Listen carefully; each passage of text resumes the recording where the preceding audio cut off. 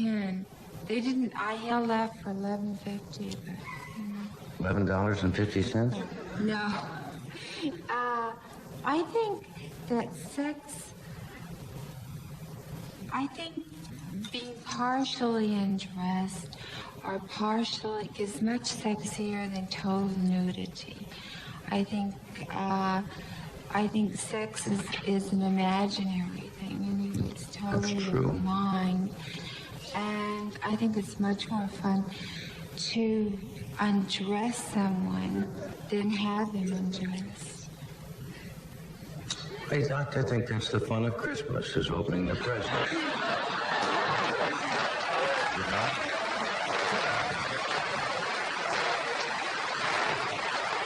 But they, yeah, well, I think that's very good philosophy on your part. But they offer you a lot of money, don't they, to do something like that? Or used to be. Yes, they do. They do a lot of money. I'm not materialistic. Yeah. In other words, they'd offer you $5,000. Would they offer you that much? Yes, they do. They did? Yes, they offered more than that, finally. Well, if I'm not being personal, do you mind telling how much They go up to around 10. You know, I'm still holding out for $11.50. $11,000. No, I really, I'd Indian wrestle Virginia Graham naked in Macy's window. No, I wouldn't either. No. I don't know why that came up. No, I think that's good. It might not help your career at all, actually. No, I don't think it would. I'm doing just fine. Yeah, what are you doing now? You finished the movie? Yes, I just did another movie, and then I'm doing the series Doc Savage. It's coming up February, sometime in February. Yeah. Well, it's nice to have you here tonight. Thank you. Are you all calmed down now? You said you were a little Yes, nervous, but think about it. Wasn't this easy?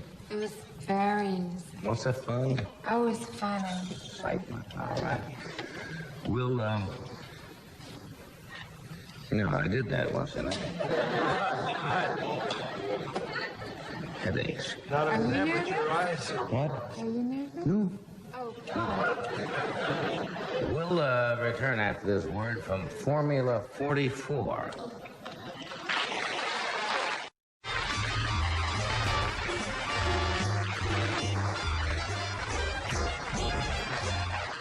My next guest is a good friend and a fine actor and a director. Just started a movie that he wrote and will direct called Scavenger. You said you'd never met him, right? No, I haven't. I'm really excited. Really?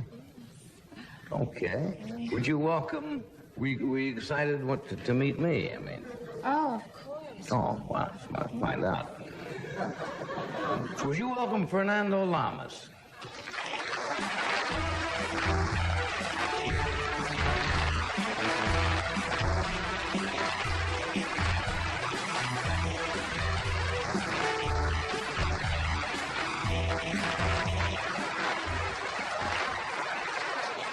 Robert, you can come back on this end of the couch. She gets up and everything. I didn't know she could, yes. You're a very lovely lady. Which inclines me to believe that the glandular system is the most important system in the entire body. Because anybody can have a couple of legs, you know.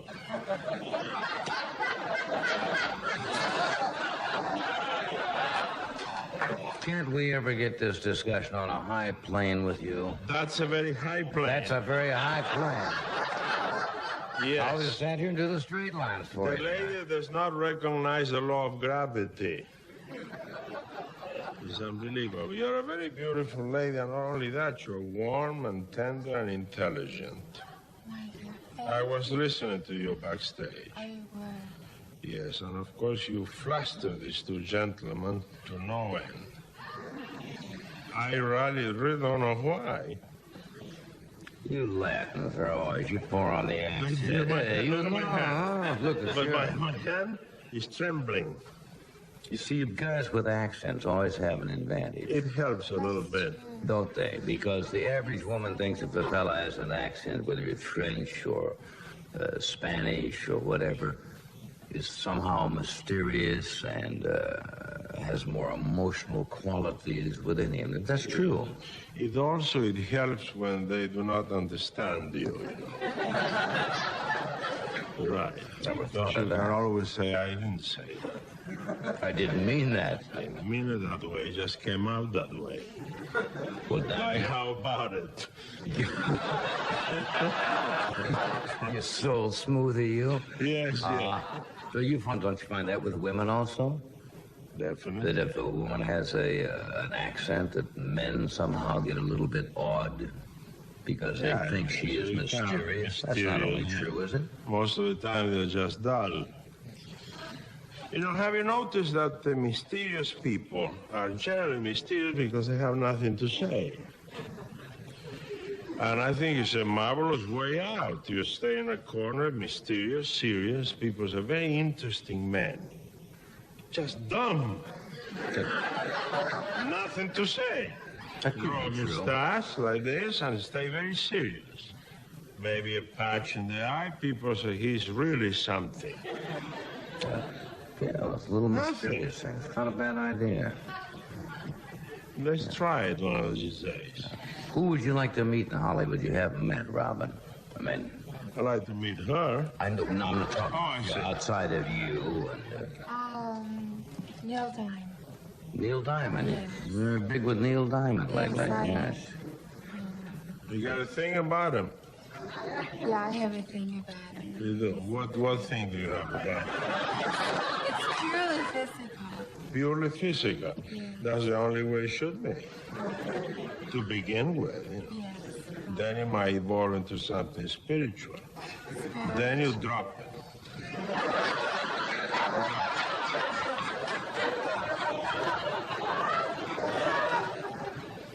I always try to get a different, deeper relationship at first. Oh, really? Yes. Isn't that longer? Yes, but It takes longer, right? well, certainly. Well, what happens if when the moment of truth comes and she says, that's why you worked so hard for all these weeks? Now what? It's better to go right to the moment of truth then, first. If that works, then the rest is easy.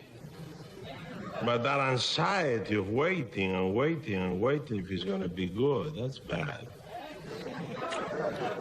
You know, I always feel like I'm at a boys' school when you're here, and I'm just going in, and you're giving me a... No. Yeah. It's just a different technique. I'm sure yours is just as good as mine, but it's different. Yeah. Right.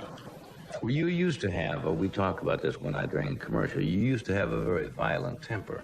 And Yes. you said you've got it under control in the past few I years. got it more or less under control. Yeah. Yes. Have you ever met anybody who's got a worse temper than you have? Say? Oh, many people. Yeah. Especially ladies. Yeah. Many, but it's difficult to fight with ladies. Yeah. Because they give you a slap across the face, and if you slap them back, you're a brute. If you don't slap them back, you're an idiot. So you gotta slap them back, because how could you go through all your life being given things without returning them? It makes you selfish. Don't they do that in some countries? The men physically Oh, yeah. whack them? Definitely. Would you wish a man to slap you? No, I don't like violence. Of course not. No. I don't believe in slapping women. I really don't.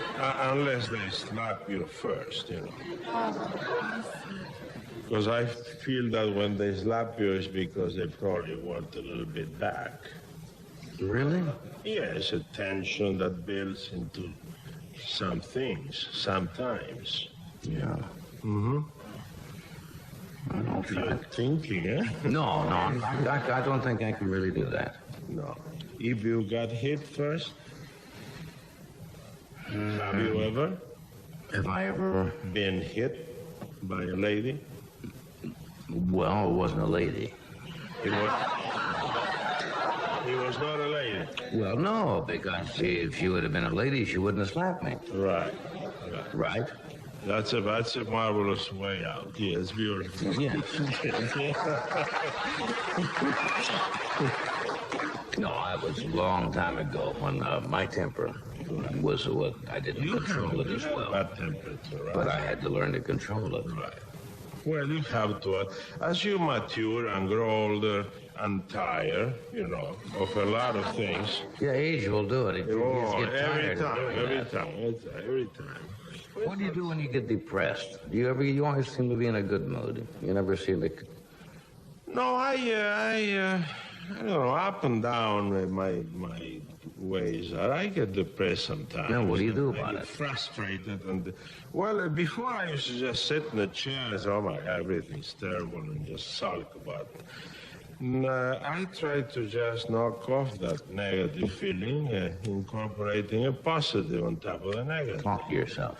Talk yourself out. Get the hell out of here. Like what's a devil standing, a little devil standing there. Say, get out of here. Leave me alone. It's raining, so what? It's good for the plants. The potatoes in Idaho are going to be big.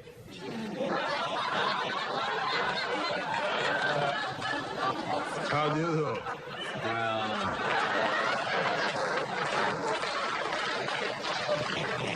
Just my spuds. Yes. Whatever. Spuds are potatoes. Don't people know that? Mm-hmm. That's what they are. Right. I don't know why I thought about that. Yeah. Who would you like to come back if you could come back in another life? I like to be a kangaroo. You'd like to be a kangaroo? A kangaroo. Okay. A lot of jumping around. Yeah. No, but did you... Seriously? Yes. Who would you like to be? I haven't thought about that, but I was listening to you backstage, and it might be a very good idea to come back as a woman.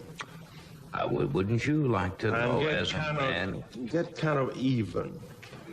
Right, Right. Learn all of their ways. You see, women are terribly strong. Yes. And interesting, much more than we are. I think We are little babies. women are much more strong, much stronger in a crisis. And when things go wrong, women are much stronger than You know men. what happened if we had to give birth? Humanity would end in a month. No more kids, forget it. Yeah. Oh, it depends, no more. And they go along, they have 10, 12 kids, and they're marvelous, We used to do a thing on the show talking about if you were in a hospital room, Yes. in one room, and somebody had to share the room with you, and it couldn't be a relative or anybody, a blood relative. Who would you choose if you had to say 6 months now? 6 months? You're saying that just as a physical thing. Oh, okay, boy. 6 months, you're going to be in the room. Oh, The only person I you're was gonna be- incapacitated. If I were incapacitated, let me choose somebody with a certain spiritual qualities and intelligence so we can discuss things. I'm very spiritual. I know you are. I'm sure you are. But you find the strangest things inside of buildings that appear to be something else from the outside. Yeah, definitely. It's true. I could be very stimulating for longer than 6 months, I'm sure. Mm-hmm. I'm sure you could. I could. Yeah. Uh-huh. So whom would you choose? What kind of person, eh? Anybody. You could have your choice. But you're 6 If months, I can you're be with serious, them alone. if I can be serious for a second, I really... It is an interesting If it's premise. serious for a second, okay. Sure. Half a second. I would like to be with somebody so highly evolved spiritually Yeah. that would probably help me go through whatever it was that was keeping me right there in the hospital. In other words, somebody to discuss the problems of the moment, the fears, the anxieties that would go, obviously, with a situation such as that. Yeah. I don't know if it would be a man or a woman or a dog. I don't know what.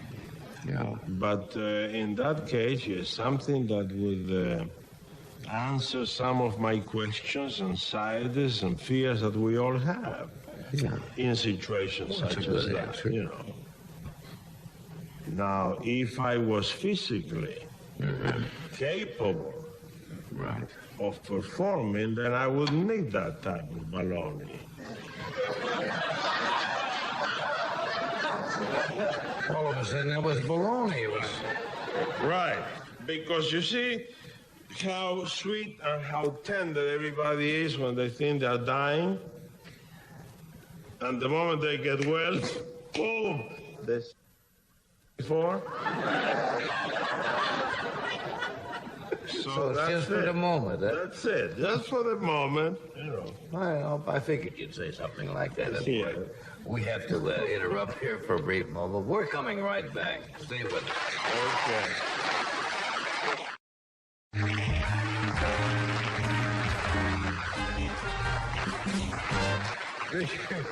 Richard Pryor is with us tonight. He's got a very unusual mind, very inventive. He just completed the movie Uptown Saturday Night, and he'll soon be seen on the Martin Luther King special, which airs on January 24th. Would you welcome the very inventive Richard Pryor? Richard?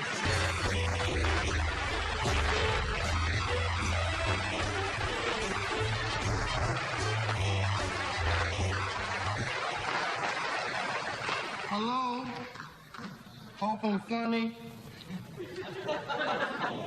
I used to do stuff that was interesting, because I'm from Pryor, Illinois, and it would get kind of dull. And I'd go and hang out with the winos on Sundays, because they knew everybody. You know.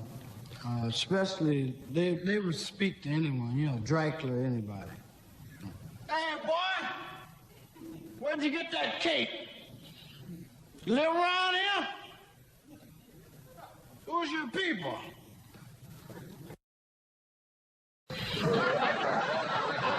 Why'd you get them teeth fixed? Blood dripping all out your mouth. Why don't you take care of yourself, boy? Either I'd go to the bars and watch fights. People love to fight when they get drunk. I used to watch them.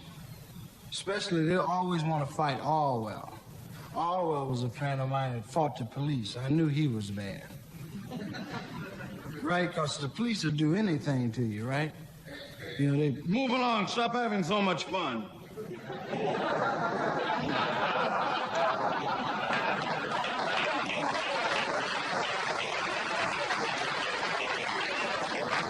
Orwell would stop that. Hey, man, don't push me with no stick, Mr. Officer. I'm all well. 6'5", weigh 235 pounds. Bring fire up my chest. I know you understand. You understand? Now, why don't you call downtown and ask about me or Orwell? Remember last summer when the 15 police come got that and 4 or 5 of them got messed up? That's me. You mess with me, I'm gonna bite you on the neck. You always go to bars. When the guys get drunk, they started fighting. Some dudes would really get weird and want to fight women. Right? They always want to fight the women, right? They got, say, man, what you mean we can have another drink? Well, we done spent money all night, chump. Tell me, don't hold me, man. Give me a drink, baby. Get a beer for the house. One beer. Woo! What's wrong with you, ugly woman? Well, ain't nobody messing with you. Turn your face around. I'll knock you. Who are you, chump? I don't care if that's your mama.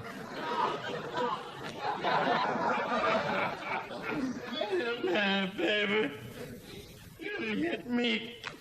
Man. No, hold me, man. Don't let me go.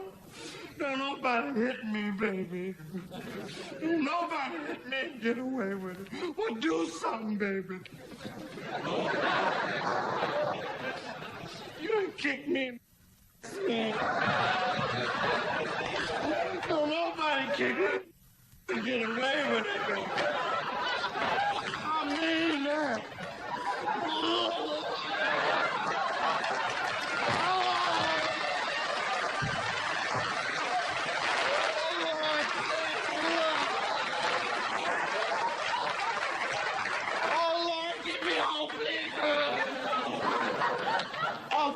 Please help me. Roll down the window, please. Put it up. It's too much air. Oh, Lord. I'll never do it again, Lord. Please. Oh, Lord, please. Don't make me, Lord. There's nothing left to throw up, please. I ain't got nothing left of my manhood, please.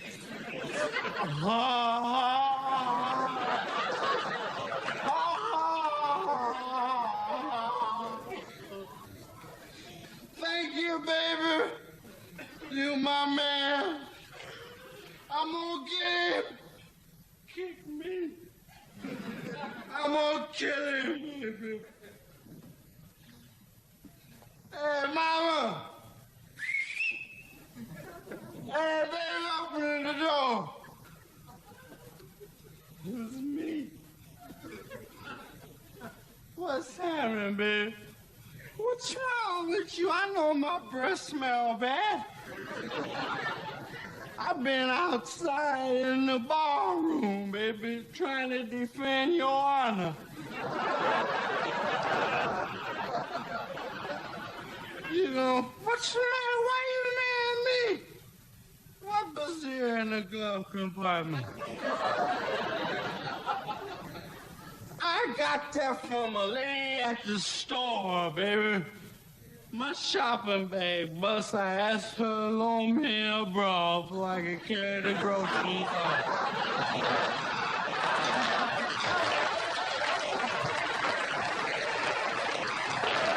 That's right. You know I love you, baby. Help me get my clothes off. I'm crazy about you, baby. I want to make love to you tonight, baby. You better believe it.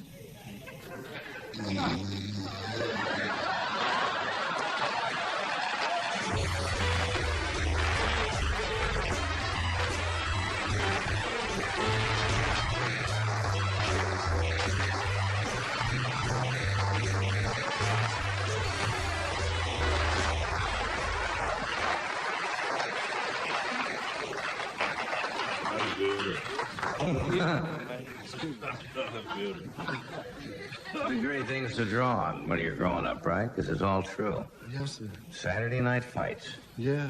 Bar. I grew up in the Midwest, in the small Midwestern town. On Saturday night, the kids from the farm, I live in a small town, but the kids from the farm would come in on Saturday night. And no fat on them at all. Just one large bone. They would come in, and the sun would hit them, you know, the neck would be all pink here and white from that on down and up to the arms. And it was like they'd hit you with a club. You'd say something, and it comes back about this far. They were tough on the farm. I remember farm dudes, we used to have a lot of semi-race riots. Semi-race? Yeah, you know, you just fight in your neighborhood, race riot in your neighborhood. And Monday you go to school and wait till the weekend. But we used to, and it used to be a big hillbilly dude, man, used to walk, and it was Charlie Eggy. He didn't want nobody to walk through. He said, hey, look, man, you walk around the other way, you understand? I'll dust you off. And it was a big farm guy. I said, well, I'm just coming along any kind of way I can, just walking down through here. I said, don't you come down to him. And the cat didn't fall. Yeah. And the dude went, my man. Hey, let's have some fun. How about a drink? Yeah, you give them your best shot, and they just stand there and go like that. Yeah. Let me interrupt. We'll be... That's your word. We'll be right back.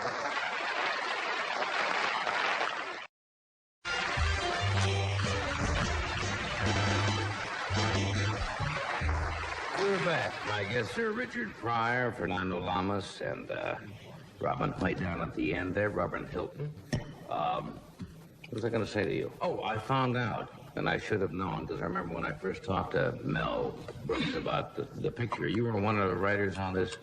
Yeah. Blazing Saddles also. Yes, it was Black Bart. Yeah. I hope they still keep all the stuff in it. I haven't It seen was one of the most crazy scripts I'd ever read in my life. Absolute nonsense. If it comes off, it can be a very, very funny picture. Brooks has an extraordinary head for comedy. You know, the man. Well, so does this man. You know, He's a genius. Oh, tremendous. In comedy, is unbelievable. Yeah. Really. absolute insanity. Thank you. Good to see you again. Good to sit back. I understand you were back in Washington working there, or Yeah, I did a big concert. smash back there. Yeah, man, it was the first time I ever did a concert. And I was always scared that people, wouldn't come. Yeah. So I've been afraid to do a concert because it's very embarrassing, right, to walk out. Nobody there. 4 or 5 people. Yeah, that tends to give you security. Do you have politicians, people in government? I don't know, hope not. What did you? Did you go at them pretty Not heavy, too did cool you? to be friendly with them now. You grew up back in, as you mentioned, Peoria, Illinois. Peoria. Yeah. Were you Thank you. influenced by movies when you were a kid? Lash LaRue. Lash LaRue. Lash LaRue was a Oh, man. yeah. And he used to always fight and jump up at the end. Remember? He'd jump up and knock the cats out. Him and Fuzzy Q. I like Bob Steele. Bob Steele? Oh, Bob yeah. Steele was in a movie once. We saw on television, man. I don't know if we was high or what, but it looked like... No, it looked like Bob Steele said to the dude they was fighting. It looked like Bob Steele said, lighten up.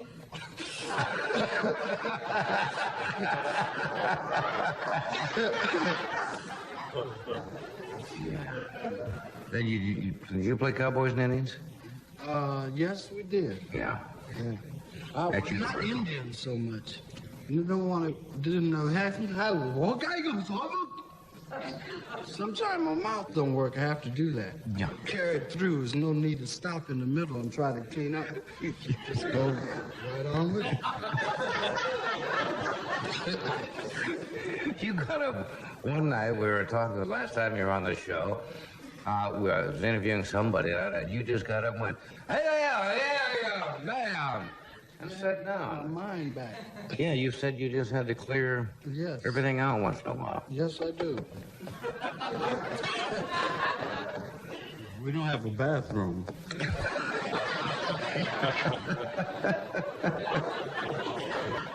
How young were you when you first appeared in front of the public? I think my first performance was like my uncle Dickie bought me a cowboy suit, right, with 2 guns and stuff, and I was in the front yard, and all the family was sitting on the porch, and there was some dog poo-poo in the yard, and I slipped and fell in it, Big screen. and they started laughing, so I got up and fell in it again. First rule of comedy. That's you young comedians, that's your first rule of comedy. The old dog poo-poo fall. And It's in the books. It's in the books. There's dog poo-poo take number 1. I think there's 2 or 3 takes. Then you progress on from there. When was your first time? I was in school play and did something silly, said something, and everybody laughed. All of a sudden you find that by doing something, usually with sounds. Yeah. When you're a kid, you do crazy sounds or voices, and you find out you can get people to laugh. You can get hooked. Can you do a sound for us? Do Well, a I sound. hate to do the ones that get the biggest laugh. We did all kinds of terrible things in school, you know, but you find out very early that you can get reaction, and so you do it, that's all. Yes. So, we'll take a break here, sell something. Have you seen The Exorcist?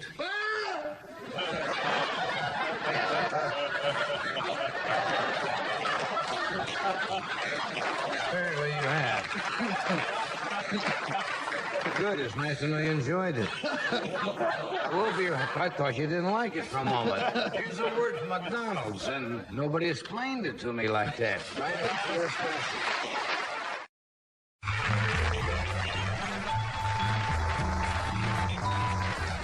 William Peter Blatty is with us tonight, who is the author, also the producer of the motion picture The Exorcist, and the book, as you know, was on the bestseller list for over a year. And those of you who've seen the motion picture, a lot of things have been said about the film. Practically every place you go now, if you're at a cocktail party or in a home, that picture comes up, and you get violent reactions on both sides. Some people think it was a great picture. Some critics thought it was not. Well, I'll tell you one thing. When you see the picture, it leaves an impact on you when you walk out of the theater. You have known you've seen something. Would you welcome the author and producer, William Peter Blatty?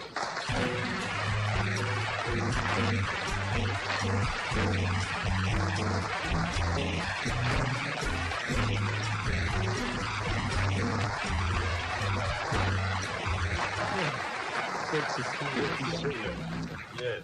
Bill, I wish I could ask you one question that you probably have not been asked since that picture came out, but we screened it one night, and about 10 people watched the movie, because people told us before you see it, they said, don't see the picture alone. Mm-hmm. They said, see it with people.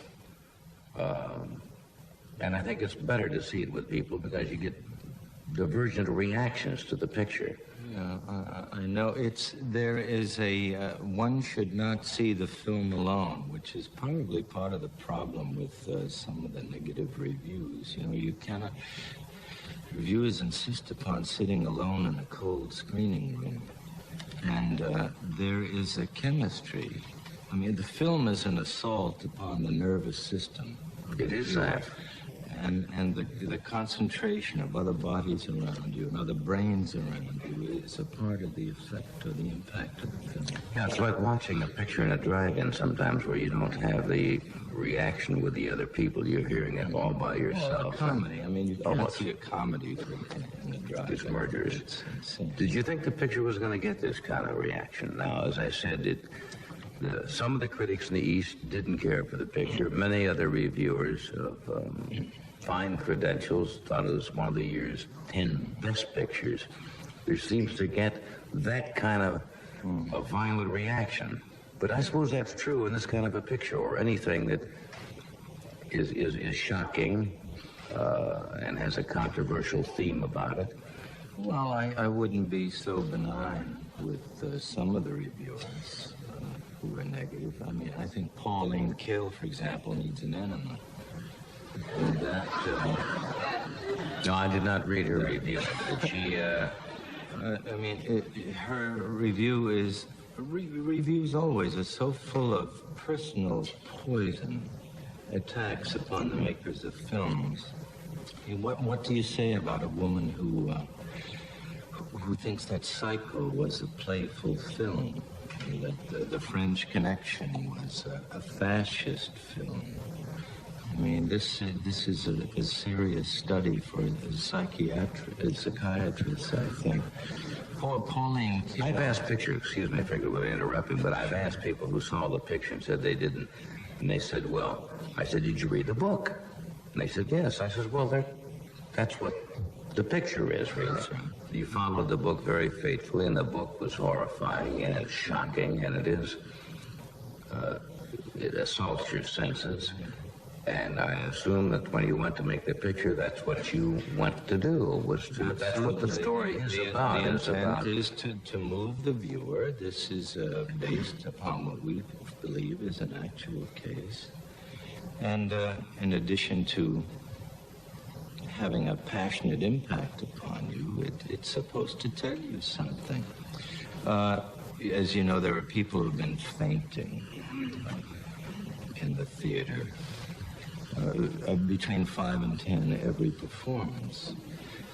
And you wonder, is that too much? Well, when Aeschylus's Orestes was first presented before an ancient Greek audience, it's reported that grown men fainted.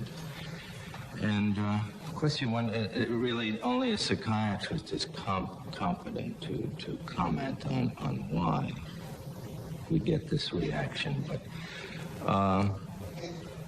I hope that it's because that the viewers, some viewers are frightened, but it's touching a nerve, and I wonder how often that nerve is the realization that the horror on that screen, that demon, is the ultimate father to, the ultimate blood relation to, and the ultimate destiny of cheating your brother and calling it business.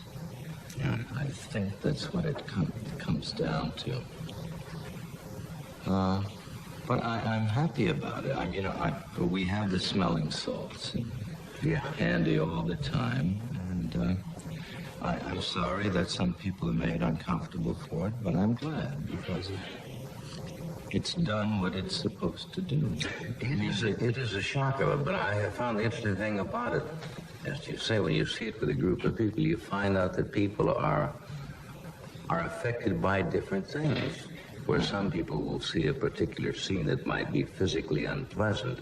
That doesn't bother some people, but the language of the young girl, which she uses, upsets them tremendously. Well, it should. They see different things. It is upsetting, but the grown people will have different reactions to what they see as horrifying or obscene. I myself, excuse me. I'm sorry. Did the picture have any effect in the girl after? Is the girl all right? The girl is so psychologically sturdy to begin with. She's okay. Oh, she's tremendous. I think that was, I don't know how that Because started. you see, when I read that book before he went into the press, Noel Marshall gave it to me. Oh, yes. With your typewriter. Yes. And it was a thing like this. Mm-hmm. And I said, where are they going to get this girl to play this, And what is going to happen to the girl in the process of getting involved in this thing? Fernando, she giggled after every take. I mean, the whole procedure was silly to her. Oh, really? And you know what it is. You're surrounded by 80 technicians like Cape Canaveral. Right. Yeah, people forget that. I almost, watching the picture sometime, had to say, no, wait a minute. I know that there are 80 people standing around, and the prop men are doing these things to get my own mind away from what was going on, almost to bring it back to reality. I thought it was a very religious film. A lot of people have said that there is... The Catholic News, which is the official archdiocesan newspaper from New York City, called it a very deeply spiritual film, as a matter of fact. They're calling it actually a fight between, if you believe in this fight between Satan and God, right? That's what bugged Pauline Kael.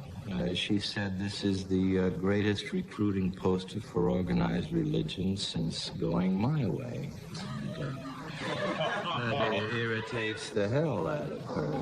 I really think Miss Kael has a speech impediment, namely her brain, which, if I've located its position correctly, the enema should solve. I see. I mean, she belongs. I want to do a number on it. I mean, these people say whatever they want about us, and we never have any recourse or rebuttal. You bet. She didn't like Citizen Kane either, She didn't like Citizen Kane. She's She didn't like intensely Citizen Kane. insane. He wrote the whole book about it. She loved it. No. She is part. Excuse me. She's part of a small set of elitist reviewers in New York who are so trapped inside the squirrel cage of their egos that their view of the objective world of reality outside is necessarily very blurred. every pronouncement that they make is a papal bull. I have very little. Well, it certainly is not disturbing the number of people who are going to see the motion picture. I read in the paper the other day that, I don't know if it's true, it almost sounded like a publicity item that the studio had put out, that people were lined up at 7 or 8 o'clock in the morning to see a 10:30 screening and couldn't get in and got angry, and there was almost a riot. There were Harry Francis, the manager of the National Theater, showed up early in the morning to prepare for the 10:30 a.m. show this Saturday morning, and he found between 4,000 and 5,000 young people camped out. They'd done that Rose Bowl. When you say young people, how old? Because I did say something on the other night on this show that I don't think young children, and I tried to delineate what I meant. I'm talking about children under 15 or younger. I think it might be a little too powerful for them, and it could be have a great effect on a child that, might have a few problems to begin with their tensions. An equally great problem is the neurotics among the adults who are going to see it. I mean, that has just as terrible effect upon them. Didn't bother me.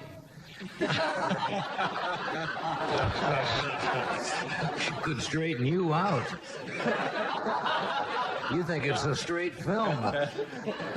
You saw it as a musical. What do you know?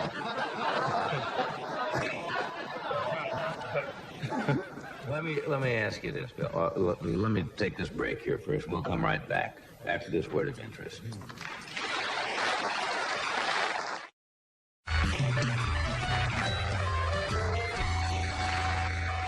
Talking with Bill Blatty about The Exorcist.